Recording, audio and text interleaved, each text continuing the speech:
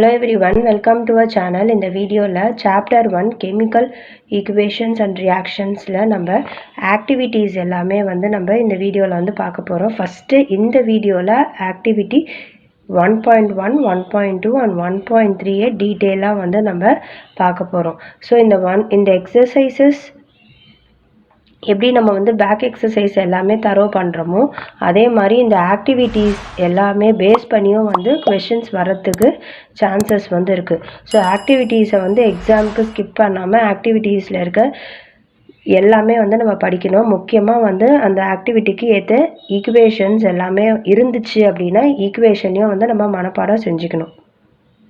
So first activity, இந்த ஆக்டிவிட்டியில் என்ன சொல்லியிருக்காங்கன்னா 3 to 4 centimetre long magnesium ribbon எடுத்துக்க சொல்லியிருக்காங்க. வித் சாண்ட் பேப்பர் வச்சு க்ளீன் பண்ண சொல்லியிருக்காங்க. ஸோ அதுக்கப்புறமா ஒரு பேர் ஆஃப் டாங்ஸ் வச்சு இங்கே அவங்க டாங்ஸ் வச்சு பிடிச்சிருக்காங்க.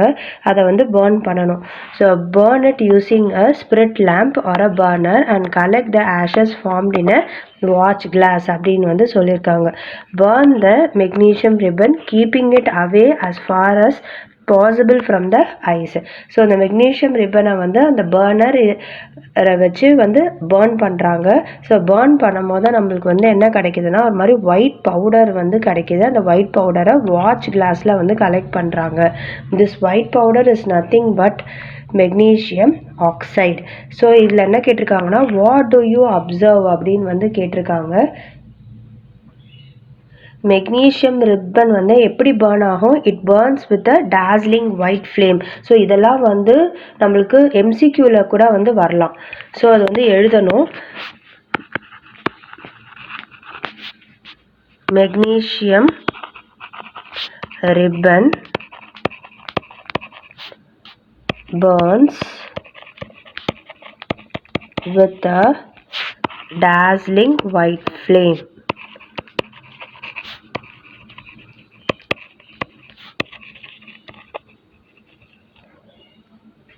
ஸோ இந்த மெக்னீஷியம் ரிப்பன் எப்படி பேர்ன் ஆகி என்ன நம்மளுக்கு கிடைக்கும்? we get a white color powder and changes to a white powder. இந்த white powder என்னது? Magnesium oxide. ஸோ இதுக்கான கெமிக்கல் ஈக்குவேஷன் நம்ம எழுதிக்கலாம். Mg plus O2 gives MgO. இது பேலன்ஸ் பண்ணுறோம். ஸோ இங்கே ஆக்சிஜன் 2 ஆட்டம் இருக்குது. இங்கே ஒரு ஆட்டம் தான் இருக்குது. ஸோ அப்போது இங்கே நம்ம 2 சேர்க்குறோம்.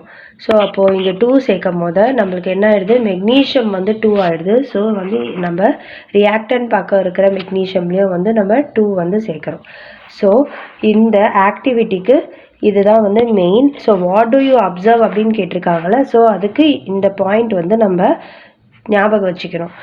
burns with a dazzling white flame and changes into white powder. இந்த white powderக்கு பேர் மெக்னீஷியம் ஆக்சைடு.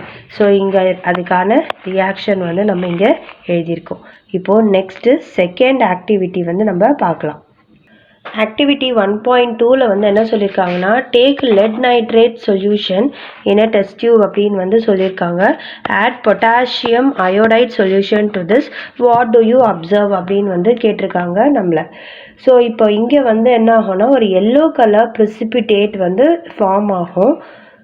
இந்த லெட் நைட்ரேட் சொல்யூஷனும் பொட்டாசியம் அயோடைட் சொல்யூஷனும் சேரும் போது. ஸோ இந்த லெட் நைட்ரேட் சொல்யூஷன் இருக்குல்ல, இந்த லெட் நைட்ரேட்டும் potassium iodide both are colourless.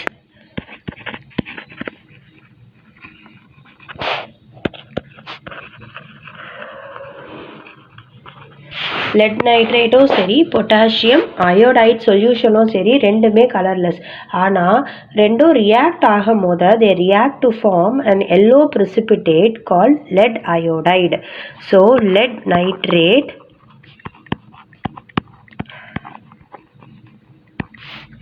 and potassium iodide are colorless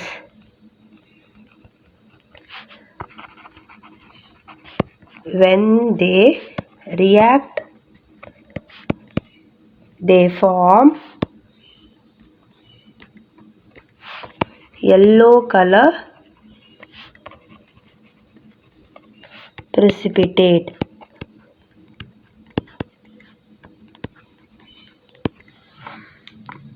அந்த yellow color precipitate பேரு lead iodide. இது வந்து நிறைய வாட்டி MCQல வந்து இந்த கொஸ்டின் வந்து கேட்டிருக்காங்க.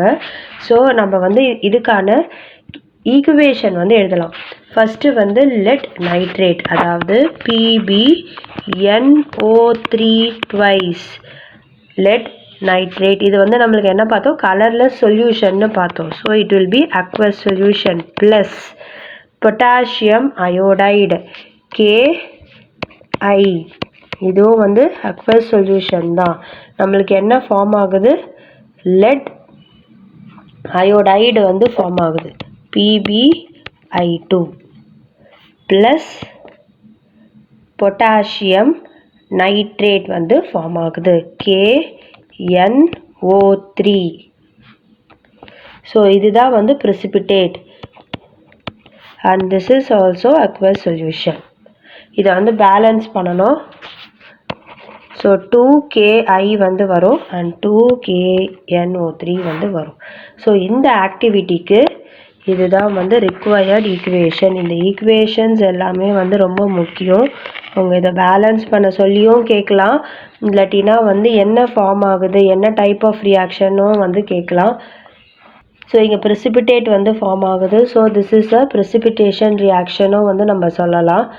அண்ட் இதில் வந்து கலர்லெஸ் சொல்யூஷன், ரெண்டு கலர்லெஸ் சொல்யூஷன் இருக்குது. அந்த ரெண்டு கலர்லெஸ் சொல்யூஷனும் ரியாக்ட் ஆகும் போது வி கெட் அண்ட் சாலிட், அதாவது வி கெட் அ precipitate. இந்த precipitate வந்து என்ன சொன்னோம், எல்லோ கலர் precipitate ஃபார்ம் ஆகுது. What is the name of the yellow colour precipitate formed அப்படின்னும் வந்து கேட்கலாம். ஸோ இந்த மாதிரி தான் வந்து நம்மளுக்கு இந்த எல்லோ கலர் precipitate வந்து இப்படி தான் வந்து ஃபார்ம் ஆகும்.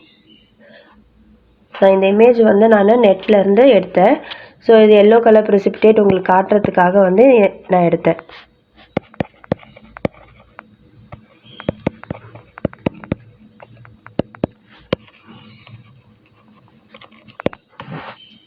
This is let iodide. இப்போ நெக்ஸ்ட்டு வந்து நம்ம ஆக்டிவிட்டி 1.3 வந்து பார்க்கலாம். ஸோ ஆக்டிவிட்டி 1.3ல வந்து என்ன கொடுத்துருக்காங்கன்னா, ஃபியூ ஜிங்க் கிரானியூல்ஸ் வந்து ஒரு ஃப்ளாஸ்கில் வந்து இல்லை எடுத்துக்க சொல்லியிருக்காங்க, இல்லை டெஸ்ட் டியூப். இது ரெண்டுத்தில் எதனா ஒன்றுத்தில் ஜிங்க் கிரானியூல்ஸ் வந்து வி ஹாவ் டு டேக். அப்புறமா we have to add dilute hydrochloric acid. Hydrochloric acid இல்லாட்டினா சல்ஃபியூரிக் ஆசிட் வந்து இந்த ஜிங்க் கிரானியூல்ஸில் ஆட் பண்ணுறோம். So what do you observe anything happening around the zinc granules அப்படின்னு வந்து கேட்டிருக்காங்க. ஆமாம், ஜிங்க் கிரானியூல்ஸ் வந்து ஹைட்ரோக்ளோரிக் ஆசிட் இல்லை சல்ஃபியூரிக் ஆசிடோட ரியாக்ட் ஆகி அது ஹைட்ரஜன் கேஸ் வந்து நம்மளுக்கு கொடுக்கும். Touch the conical flask or the test tube. நம்ம எதை யூஸ் பண்ணுறோமோ, கோனிக்கல் ஃப்ளாஸ்கோ இல்லை டெஸ்ட் டியூபோ, எதில் வந்து நம்ம அந்த ஜிங்க் கிரானியூல்ஸ் வந்து எடுத்திருக்கோமோ அதை டச் பண்ணி பார்க்கும்போது is there any change in its temperature அப்படின்னு வந்து கேட்டிருக்காங்க. ஆமாம், there will be some change in the temperature. The conical flask or the test tube will be warm. நம்ம டச் பண்ணி பார்க்கும் போது அது முன்னாடி இருந்த மாதிரி அந்த டெம்பரேச்சரில் இருக்காது. It will be in warm temperature. So இதெல்லாம் வந்து நோட் டவுன் பண்ணிக்கணும். So zinc granules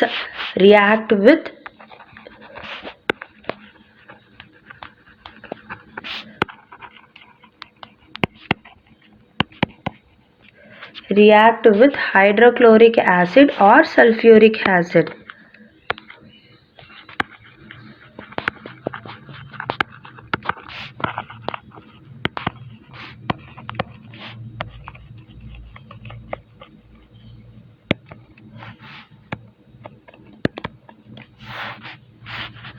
And forms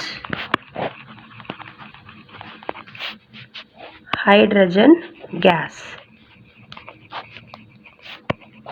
இதுக்கும் வந்து ஈக்குவேஷன் வந்து இருக்குது. ஸோ எந்தெந்த ஆக்டிவிட்டிக்கெல்லாம் ஈக்குவேஷன் இருக்கோ அந்த ஆக்டிவிட்டிக்கு எல்லாமே வந்து ஈக்குவேஷன்ஸ் நம்ம படிக்கணும். ஸோ சில ஆக்டிவிட்டீஸ்க்கு வந்து புக்லேயே கொடுத்துருப்பாங்க, சில ஆக்டிவிட்டீஸ்க்கு நம்ம வந்து according to the activity we have to form the equation. உங்களுக்கு ஸ்கூல்லேயும் வந்து கொடுத்துருப்பாங்க, அந்த ஈக்குவேஷன் நம்ம எழுதி பழகிக்கணும். ஈக்குவேஷன்ஸ் ரொம்ப ரொம்ப இம்பார்ட்டண்ட். ஸோ ஜிங்க் வந்து solid plus H2SO4 sulphuric acid எடுத்துக்கும் போது இது திஸ் இஸ் aqueous சொல்யூஷன். அப்போ வந்து நம்மளுக்கு என்ன ஃபார்ம் ஆகுது, ஜிங்க் சல்ஃபேட் வந்து ஃபார்ம் ஆகும் அண்ட் ஹைட்ரஜன் கேஸ் வந்து எவால்வ் ஆகும்.